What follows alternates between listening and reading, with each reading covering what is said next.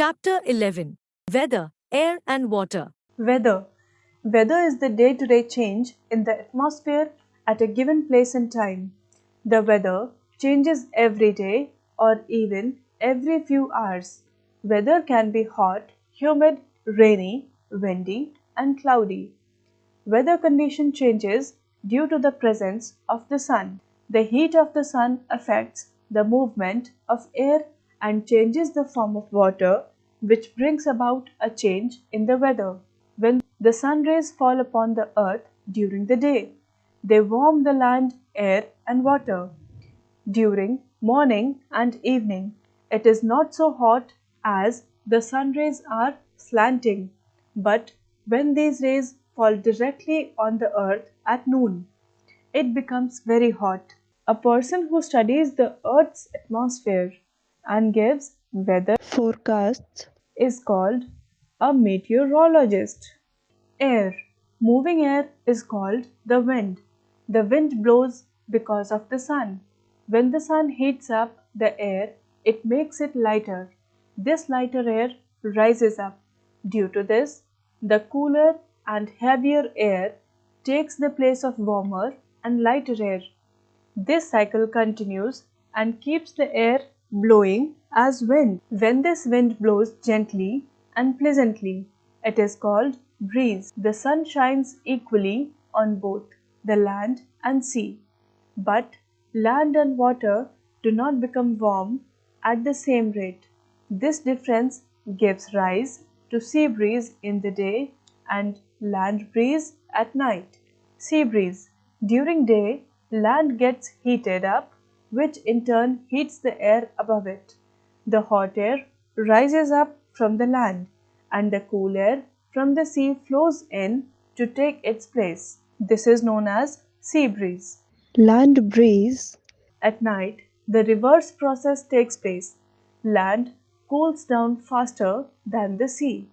Now, the air above the sea is warmer than the air above the land. The warm air rises above the sea and the cool air from the land now rushes towards the sea. This is known as land breeze. Water cycle. Water exists in nature in three states: solid, liquid, and gas. The heat of the sun causes changes in these states. The sun slowly heats the water in lakes, oceans, and seas to change it into water vapor.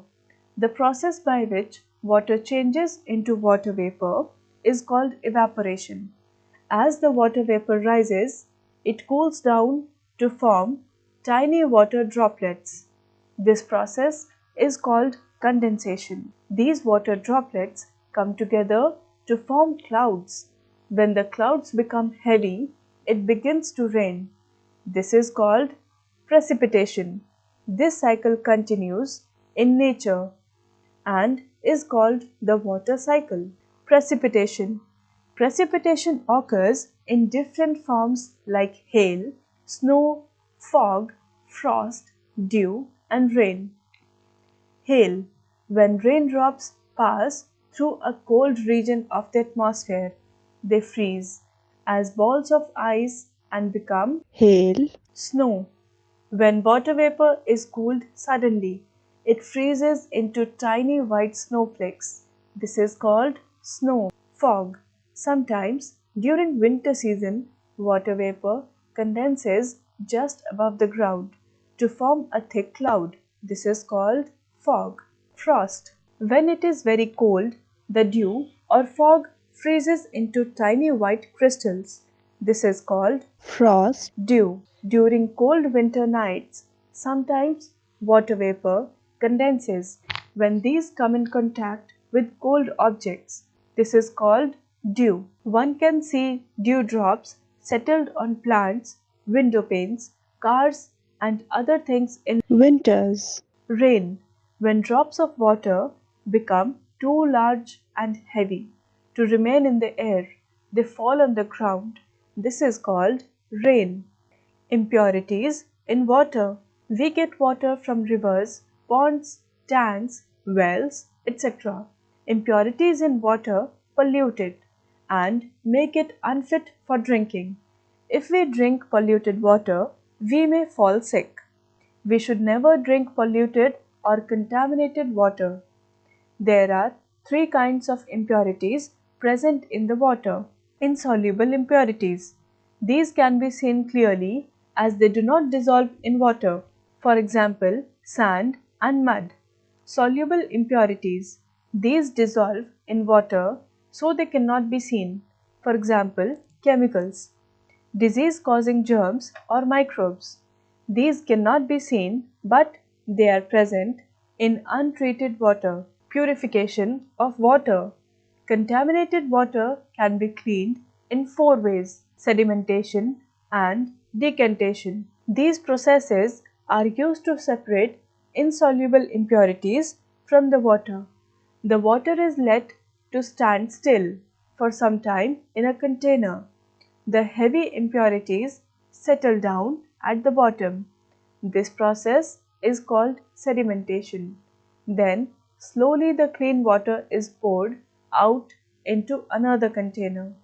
This process is known as decantation. It still may contain some impurities.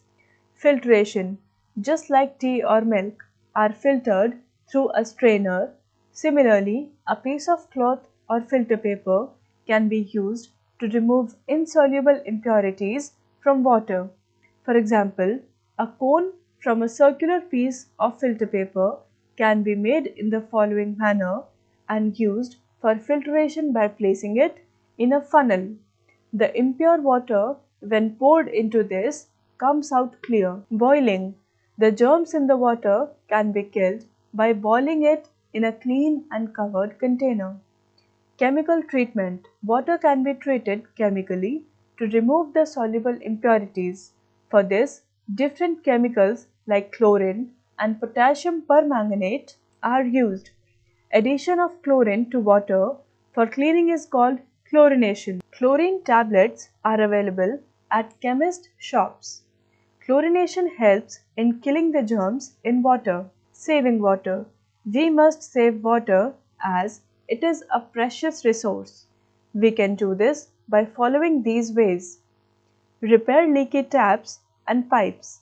Store water in clean and covered containers. Use bucket and mug rather than a shower to take bath. Reuse the water used for washing fruits and vegetables for watering plants.